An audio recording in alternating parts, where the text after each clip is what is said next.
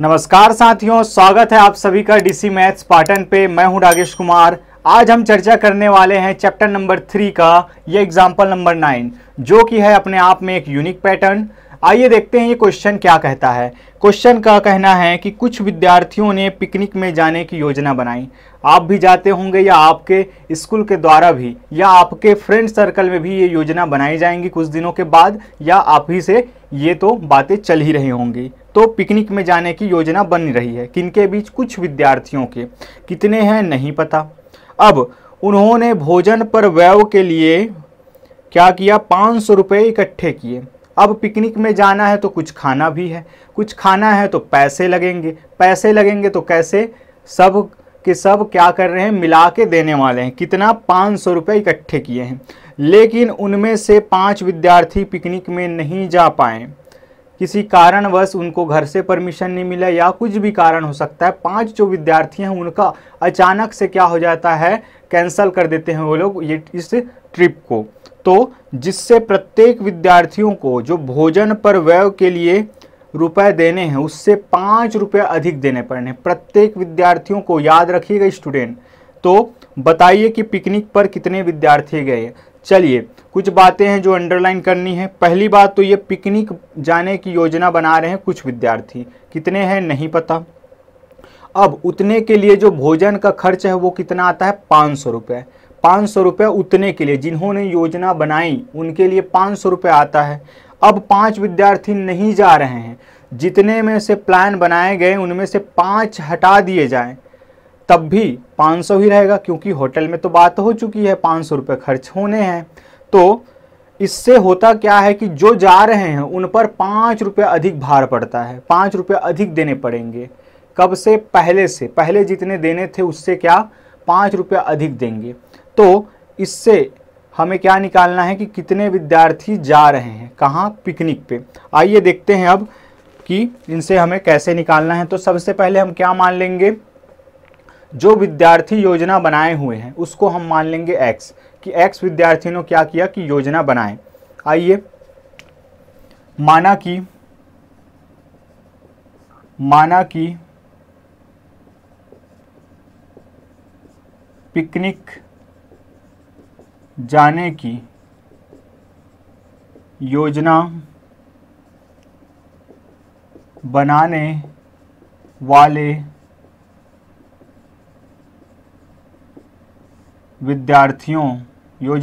वाले विद्यार्थियों की संख्या बराबर x।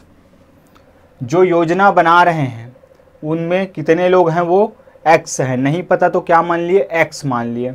इसलिए अब इस पर अतः x विद्यार्थियों पर भोजन व्यय कितना है? अतः x विद्यार्थियों के लिए भोजन खर्च कितना आया? 500 रुपये आपका भोजन खर्च आता है। x विद्यार्थियों के लिए कितना? 500 रुपये। जिन्होंने प्लान बनाया उनके लिए 500 रुपये ये खर्च आता है। अब 500 रुपये कितने के लिए? x के लिए। तो एक के लिए कितना आया होगा? जब ये प्लान बना होगा तो एक के लिए कितना आया होगा? चलिए स्टूडेंट हम देखते हैं कि मान लीजिए 10 विद्यार्थियों को मुझे कितना देना है? 100 रुपये देना है। 10 विद्यार्थियों को 100 रुपये देना है तो एक विद्यार्थियों को कितना देना पड़ेगा? आप कैसे निकालेंगे? तो एक विद्यार्थियों को कितना देना पड़ेगा? ये हो जाएगा 100/10। सेम चीज़ यहीं करना है। x विद्यार्थियों के लिए 500 रुपये खर्च होता है तो एक विद्यार्थी के लिए कितना होगा? इस 10 को हमने इधर ट्रांसफ़र किया, भाग दे दिया, तो x को भी क्या करेंगे? ऐसे ही कर देंगे। तो इसलिए एक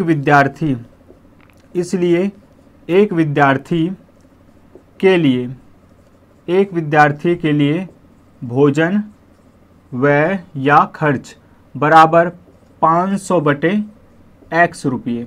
ये हो गया प्लान बनने के समय का खर्च, एक विद्यार्थी के लिए और सभी विद्यार्थियों के लिए। चलिए अब होता यह है यदि 5 विद्यार्थी नहीं जा रहे हैं। अब बनेगा स्थिति कि जब 5 विद्यार्थियों को कम कर दिया जाए, 5 विद्यार्थियों को कम कर दिया जाए तो खर्च तो उतना ही रहने वाला है, लेकिन नंबर ऑफ स्टूडेंट्स क्या हो गए, कम हो जाएंगे। तब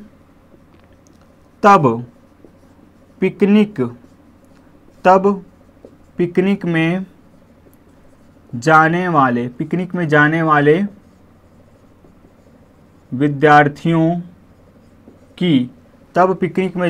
विद्यार्थियों की संख्या, पहले x जा रहे थे 5 नहीं जा रहे हैं, तो हम क्या कर देंगे 5 को माइनस कर देंगे, तो x माइनस 5 क्या है, जाने वाले हैं। अब इस x माइनस 5 लोगों के लिए जो खर्च है वो कितना है, 500 ही है। तो तथा x माइनस 5 विद्यार्थियों के लिए भोजन व्यय कितना है, 500 रुपये ही है, 500 रुपये है। इस कारण से अब हम क्या करेंगे, एक विद्यार्थी पर निकालते हैं इस स्थिति पर, इसीलिए एक विद्यार्थी के लिए भोजन व्यय कितना हो जाएगा, x माइनस 5 के लिए उतना, तो 500 को अगर x माइनस 5 से डिवाइड कर देंगे तो कितना आ जाएगा, 500 डिवाइडेड बाय x माइनस 5 रुपये। ये हो गई सारी कहानी जो आपके द्वारा क्वेश्चन में दी गई है, जो हमारे क्वेश्चन में दी गई है।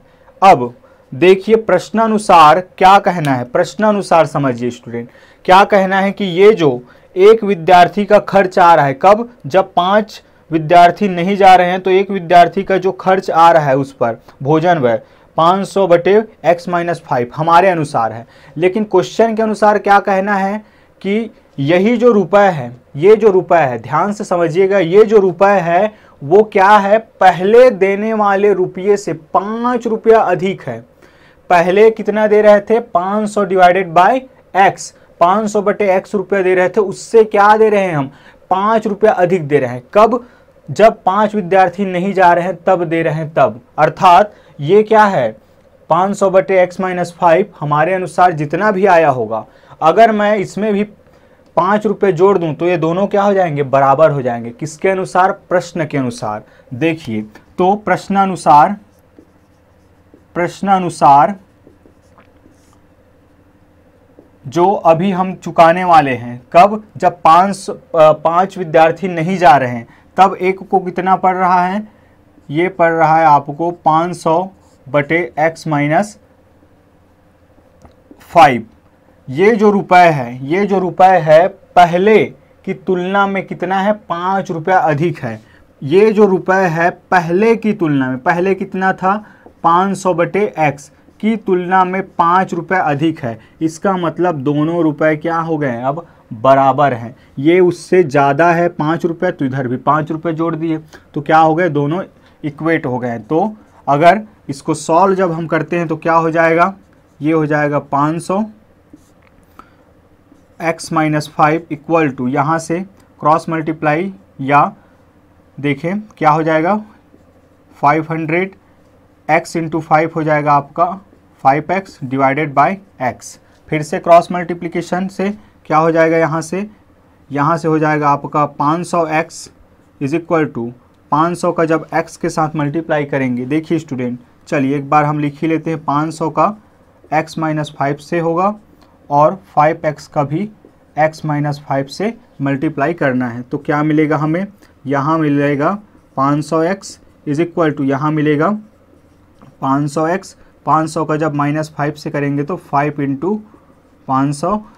इसको सॉल्व ना कीजिएगा, आगे जाके ये सॉल्व हो जाएगा, ठीक है। चलिए यहाँ पे 5 into 5x into x, 5x square, 5 into minus 5 हो जाएगा 5x, 5 25x, 25x। बढ़ते हैं आगे और यहाँ से सबको अगर एक तरफ कर लें तो ये इस 500x को अगर मैं उधर ले जाऊँ तो क्या मिल जाएगा मुझे, 500x पहले से यहाँ है minus 5 into 500 plus 5x square minus 25x। जब ये इधर आएगा तो क्या हो जाएगा, माइनस 500x इक्वल टू 0। इस तरीके से ये और ये तो हो जाएंगे कैंसल। और कोई कैंसल होगा क्या, और कुछ भी कैंसल नहीं होगा। चलिए इसको क्वाड्रेटिक इक्वेशन के फॉर्म में लिख लेते हैं। तो 5x स्क्वायर, उसके बाद हो जाएगा माइनस 25x, फिर हो जाएगा माइनस 5 इंटू 500 इक्वल टू 0।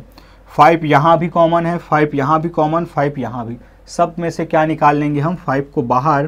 तो यहाँ से हो जाएगा 5x square minus 5x minus 500 equal to 0। 5 जब इधर जाएगा तो 0 हो जाएगा। इस तरीके से क्या मिल जाएगा हमें, quadratic equation x square minus 5x minus 500 equal to 0। ये हो जाएगा हमारा क्वाड्रेटिक इक्वेशन। अब हम इसको सॉल्व करेंगे तो क्या मिल जाएगा हमें, x की वैल्यू, और x क्या है, पिकनिक में जाने की योजना बनाने वाले विद्यार्थियों की संख्या। किंतु हमें ज्ञात क्या करना है, जो पिकनिक में जाने वाले विद्यार्थी हैं, वो प्लान बनाने वाले नहीं, जाने वाले। तो यहाँ से अगर हम इसको सॉल्व करते हैं तो splitting the middle term factorization method लगाने वाले हैं। तो यहाँ क्या हो जाएगा स्टूडेंट कि a इंटू सी जब हम करते हैं तो आएगा आपका माइनस 500, a इंटू सी करने पर आएगा माइनस 500।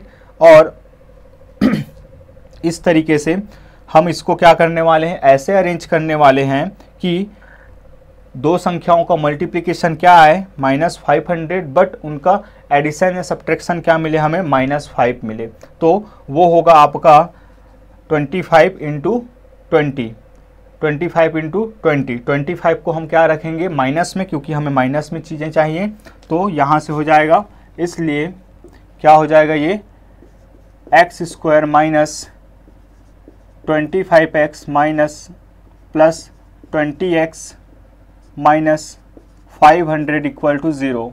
इसको सॉल्व करोगे तो क्या आएगा, माइनस 5x ही आएगा। यहाँ से x निकल जाएगा कॉमन, तो x माइनस 25 बचेगा। यहाँ से निकल जाएगा प्लस 20, तो x माइनस 25 यहाँ भी बचेगा।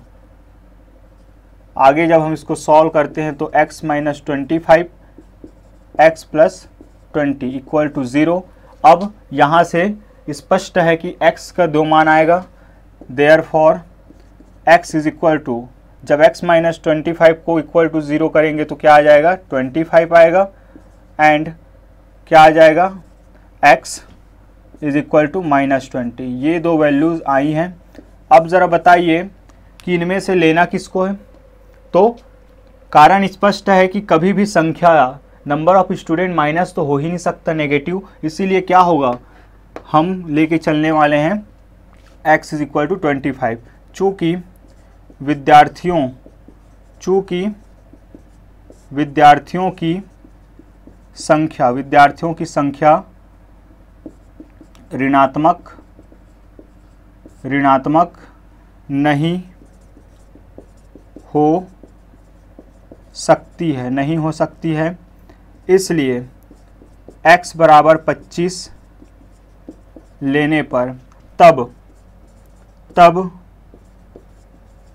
पिकनिक में जाने वाले विद्यार्थियों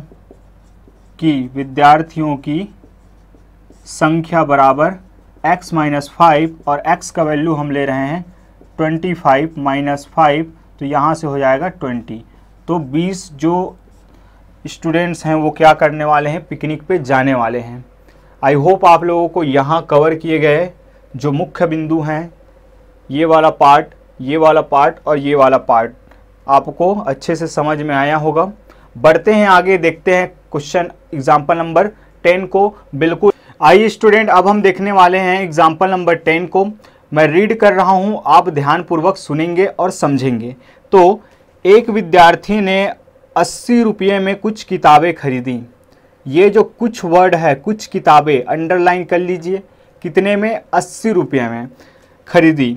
यदि उसे इतने ही रुपयों मतलब 80 रुपयों में ही खरीदी हुई किताबों से पहले जितने खरीदे थे उससे क्या 4 किताबें ज़्यादा मिली होती, 4 किताबें ज़्यादा मिली होती, तब प्रत्येक किताब की कीमत पहले की तुलना में क्या हो जाता, 1 रुपये कम हो जाती। तब बताइए उसने कितनी किताबें खरीदी। बड़ा ही सरल, पिछले क्वेश्चन के जैसा ही फ्रेम होगा ये।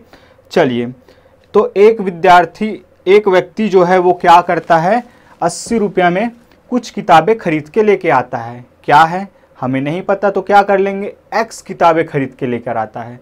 अब होता ये है कि यदि उसको इतने ही में 4 किताबें अधिक मिलती, 4 किताबें अगर अधिक मिलती तो हर एक किताब की कीमत क्या हो जाता, 1 रुपया कम हो जाता।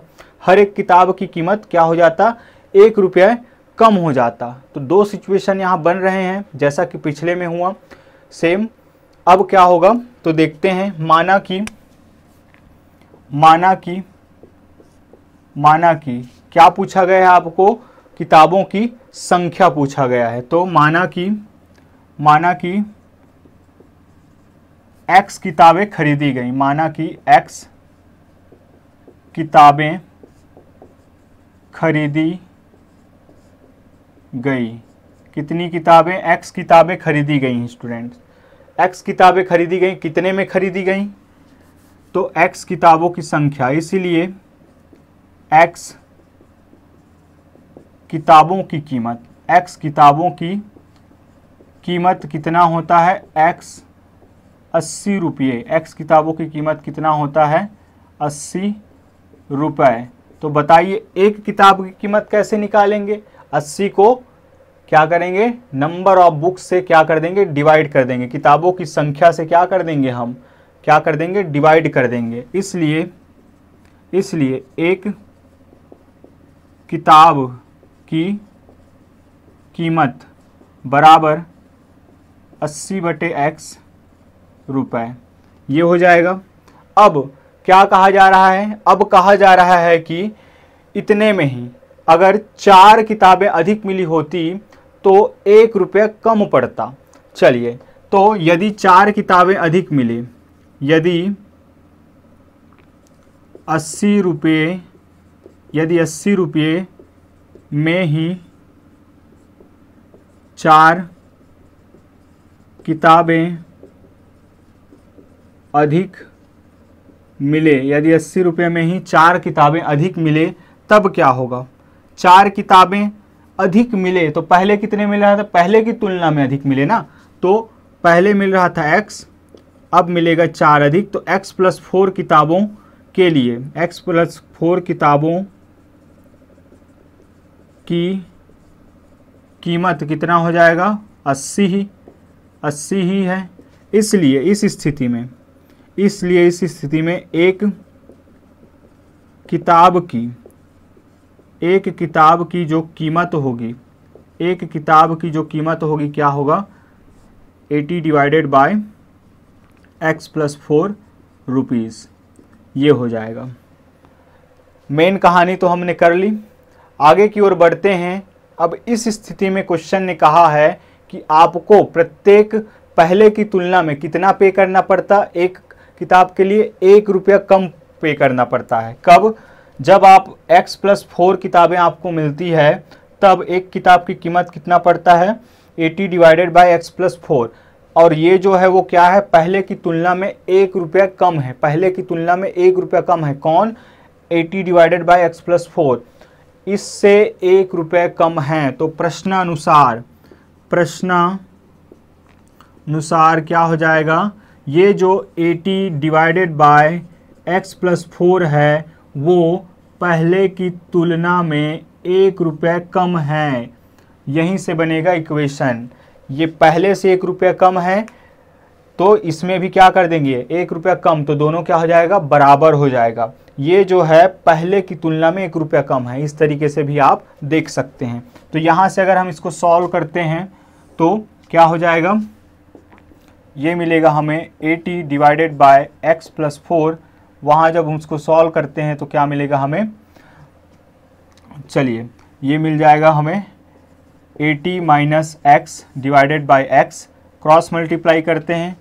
क्रॉस मल्टीप्लाई जब होगा तो ये हो जाएगा 80x, यहाँ से 80 का जब x प्लस 4 से मल्टीप्लाई करना है और माइनस x का भी x प्लस 4 से हम मल्टीप्लाई करेंगे, क्रॉस मल्टीप्लाई, तो ये हो जाएगा 80x, यहाँ हो जाएगा ये भी 80x, ये हो जाएगा 80 इंटू 4 तो 320 और minus x into x minus x square minus x into plus 4 हो जाएगा आपका -4x।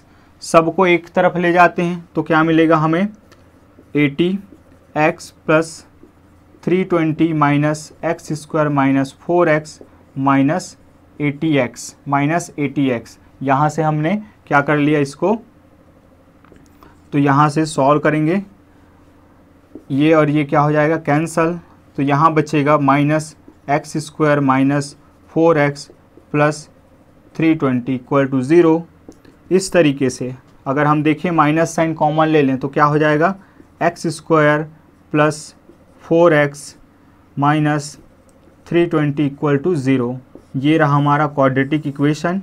और जो माइनस साइन बाहर निकाले हैं तो बहुत स्टूडेंट को ये कन्फ्यूज़न रहता है कि गया कहाँ, तो कुछ नहीं, जैसे लास्ट क्वेश्चन में किए 2 बाहर किए थे फिर 0 के नीचे चला गया वो, तो फिर वो क्या हो जाएगा 0 ही हो जाएगा। तो इसी तरह माइनस साइन भी उधर जाके क्या हो जाएगा 0 ही हो जाएगा या पॉजिटिव हो जाएगा, जो कुछ भी है गायब हो जाएगा। चलिए बढ़ते हैं आगे। अब क्या हो जाएगा, मिडिल टर्म स्प्लिट करेंगे। यहाँ ऐसे दो संख्याएं खोजनी है जिनका मल्टीप्लिकेशन क्या है -3320 और उनका एडिशन या सब्ट्रैक्शन क्या मिले हमें 4 दे। तो क्या कर सकते हैं, इस 320 को ही हम क्यों ना डिवाइड करके देख लें या इसके फैक्टर्स फाइंड कर लेते हैं। क्या हो जाएगा, सबसे पहले हम कर लेते हैं इसमें 5, तो 5 से कितने टाइम्स जाएगा, ये जाएगा 6 टाइम्स और ये जाएगा 4 टाइम्स। 4 है तो 4 से देख लेते हैं, 4 से जाएगा 16 टाइम्स और यहाँ से ये जाएगा 4 से ही 4 टाइम्स और ये जाएगा 1 टाइम्स। समूह बना के देखते हैं इनका, ग्रुपिंग अगर करते हैं तो ये हो जाएगा 5 इंटू 4 और 4 इंटू 4, तो 5 इंटू 4 हो जाएगा 20 इंटू 4 इंटू 4 हो जाएगा 16 और 20 इंटू 16 करेंगे तो हो जाएगा आपका 320 और 20 माइनस 16 करेंगे तो हो जाएगा 4। तो ये रहे हमारे दो वो संख्याएं। तो यहाँ से क्या कर सकता हूँ, मिडिल टर्म को अगर स्प्लिट करूँगा तो मैं x square plus 20x minus 16x minus 320 equal to 0। आगे जब हम इसको सॉल्व करते हैं तो ये हो जाएगा, यहाँ से क्या कॉमन निकल जाएगा, यहाँ से निकल जाएगा x, तो बचेगा x प्लस 20। यहाँ से पहली बात तो माइनस साइन बाहर निकलेगा, माइनस साइन और 16 बाहर निकलेगा तो क्या बच जाएगा 16, तो अंदर बचेगा x माइनस 20 प्लस 20, क्योंकि माइनस साइन तो बाहर चला जाएगा, जब माइनस साइन आएगा तो यहाँ माइनस साइन मिलना चाहिए। तो यहाँ से फिर x प्लस 20 हो जाएगा बाहर, तो अंदर बचेगा x माइनस 16 इक्वल टू 0। एक बार x प्लस 20 को इक्वल टू 0 करते हैं और एक बार x माइनस 16 तो इक्वल टू 0 करते हैं, तो क्या मिलेगा हमें, चलिए देखते हैं यहीं से। देयरफॉर क्या हो जाएगा, x is equal to minus 20 and x is equal to 16। आपको फाइंड क्या करना है, आपको फाइंड करना है नंबर ऑफ बुक्स, किताबों की संख्या। तो क्या किताबों की संख्या कभी नकारात्मक हो सकती है, कभी नेगेटिव होगा, ऋणात्मक बिल्कुल नहीं होगा। तो फिर से आप यहाँ लिखेंगे वही बातें कि किताबों की संख्या जो है कभी भी ऋणात्मक नहीं होती है, किताबों की संख्या नेगेटिव नहीं हो सकती है, इसलिए किताबों की संख्या x बराबर कितना होगा, 16 होगा। मतलब कि 80 रुपये में वो कितना किताब खरीदता है, 16 किताब खरीदता है। चलिए बढ़ते हैं आगे स्टूडेंट, और अब देखने वाले इसके बाद इन अभी तक हम क्या कर रहे हैं, जब कभी भी हमें क्वाड्रेटिक इक्वेशन मिलता है किससे सॉल्व कर लेते हैं, गुणन खंडन करके, फैक्टराइजेशन मेथड से मिडिल टर्म स्प्लिट करके। अब हम एक और विधि जो कि है सेकंड नंबर का वो है आपका पूर्ण वर्ग बनाकर विधि। पूर्ण वर्ग बनाकर हम क्या करेंगे, क्वेश्चन को सॉल्व करेंगे। कंप्लीटिंग द स्क्वायर मेथड, बड़ा ही आसान और बहुत ही शानदार आपका क्या है वहाँ पे क्वेश्चंस मिलने वाले हैं। तो चलिए देखते हैं, वहीं पे मिलते हैं। तो प्रैक्टिस पर ध्यान दीजिए। तब तक के लिए अपना ख्याल रखिए और जय हिंद।